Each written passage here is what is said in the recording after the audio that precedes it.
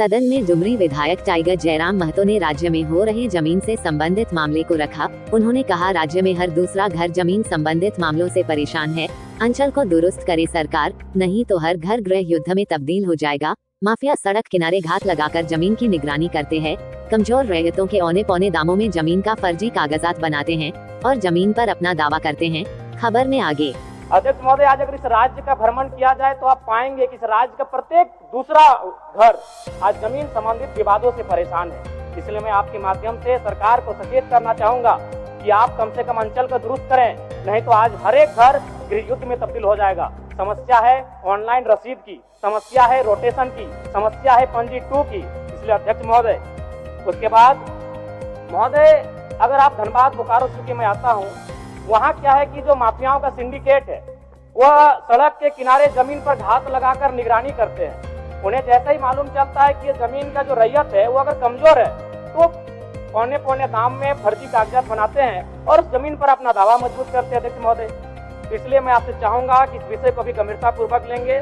उसके बाद अध्यक्ष महोदय, इस राज्य के तमाम आंदोलन, चुहाड़ विद्रोह से लेके तमाड़ विद्रोह से लेके बिरसा मुंडा का आंदोलन, वह भूमि पर आधारित आंदोलन रहा है अध्यक्ष महोदय, और उसी के परिणाम स्वरूप इस राज्य में एसपीटी कानून, सीएनटी कानून और विल्किंसन कानून लागू किया गया। लेकिन आज जब आप सड़कों में देखेंगे कि आदिवासी समाज के लोग रांची में सरना झंडा गाड़कर अपनी जमीनों की रक्षा कर रहे हैं, सीएनटी जमीन होने के बाद भी अध्यक्ष महोदय। इसलिए मैं आपके माध्यम से सरकार से चाहूंगा कि सीएनटी संबंधित जो जमीन है उन पर वापसी का प्रावधान किया जाए। अध्यक्ष महोदय, 30 सेकंड चाहेंगे अध्यक्ष महोदय।